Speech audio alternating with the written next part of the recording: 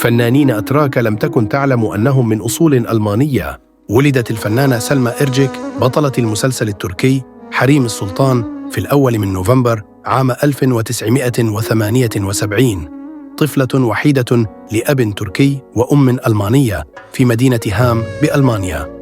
وقد تلقت تعليمها الأساسي والثانوي في مدينة هام، ثم التحقت بكلية الطب التابعة لجامعة ويستفاليا. ولدت الفنانة آسيا نور فتاح أوغلو في 12 من نوفمبر عام 1980 في مدينة دويسبورغ الألمانية لأب تركي يدعى سنان وأم تركية تدعى فاطمة. عاشت نور سنواتها الأولى وطفولتها في ألمانيا، ثم انتقلت عائلتها إلى تركيا، وحصلت نور على الثانوية في مدرسة بشكتاش بإسطنبول.